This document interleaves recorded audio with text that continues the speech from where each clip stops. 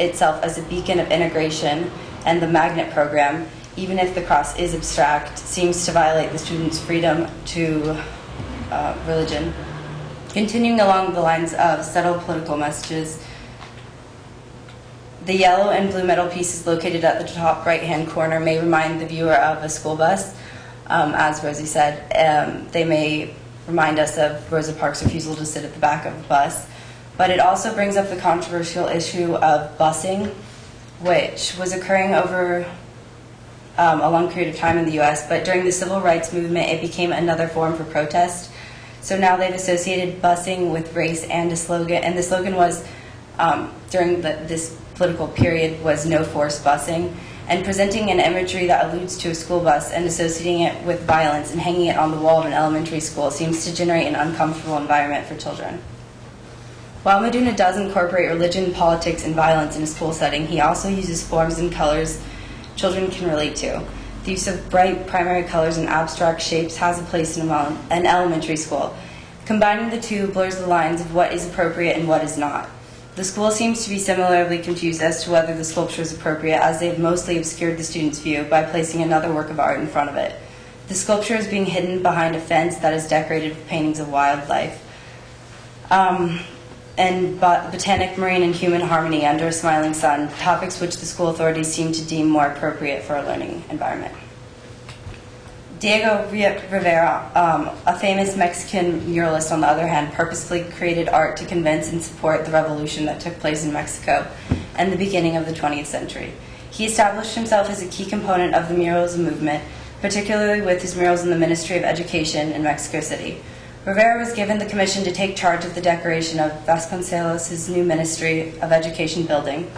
Vasconcelos sought to reestablish a balance between the proletariat and the working class after the rule of the dictator Diaz had created a divide between the classes through his devotion to improving the economy rather than society.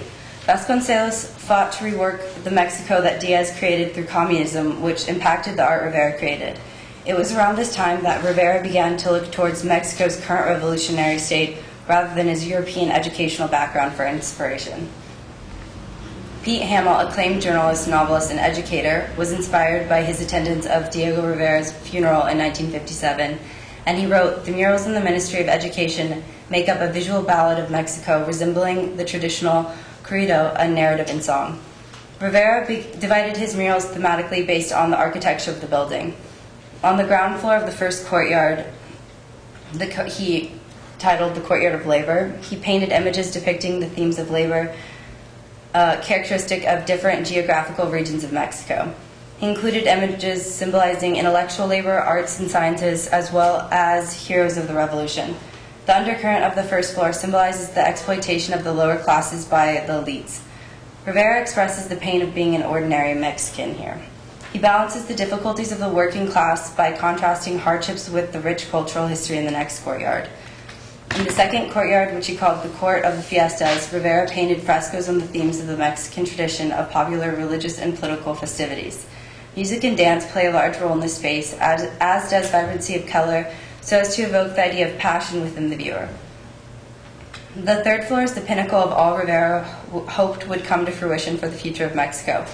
Those twin expressions of joy and grief are held in tension throughout the 128 panels, culminating on the third floor, with Rivera's visions of a future in which urban workers and rural campesinos would march together to paradise under the red flags of communism.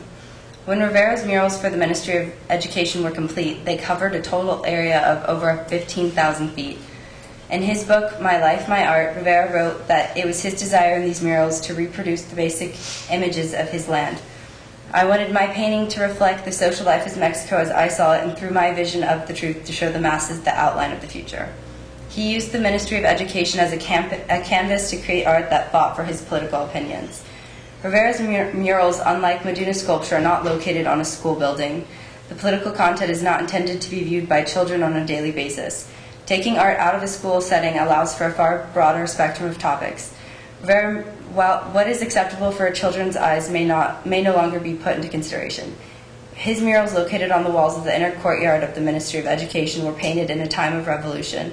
They were intended to be revolutionary. Artists should have the right to use their art to inspire and convey their thoughts and opinions but this right should be reserved for art outside primary schools where their audiences would have the capacity to comprehend the message they are trying to communicate.